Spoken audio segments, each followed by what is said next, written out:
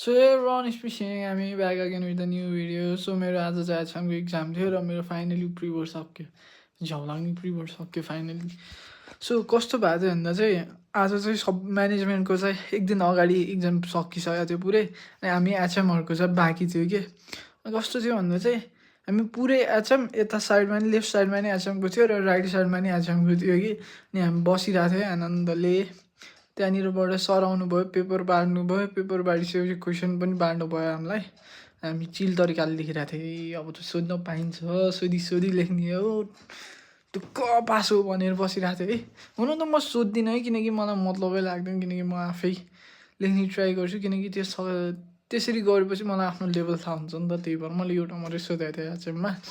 अनि त्यसपछि के भयो भन्दा चाहिँ लास्टमा चाहिँ हाम्रो भिलेन सरको इन्ट्री भयो, एचएम सरको. एचएम सरलाई चाहिँ म किन भिलेन भनिरहेको छु भन्दा चाहिँ एकछिनमा थाहा हुन्छ कि. सो अब यता लेफ्ट साइडमा नि हामी यता पुरै एचएम थियो, राइट साइडमा नि पुरै एचएमको थियो. अनि उतापट्टि साइडको पनि यता लेफ्ट साइडमा नि हामी एचएमको थियो, राइट साइडमा नि एचएमको थियो. र त्यो सरले के twist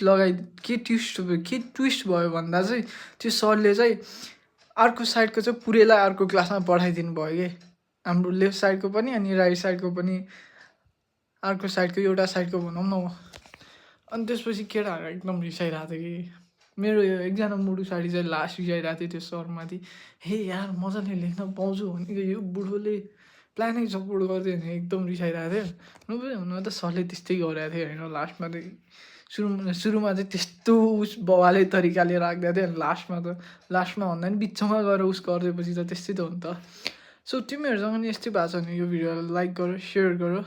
So that's it for today, guys. I'll see you in the next video. Till then, stay happy, stay single. Bye. See you guys in the next video.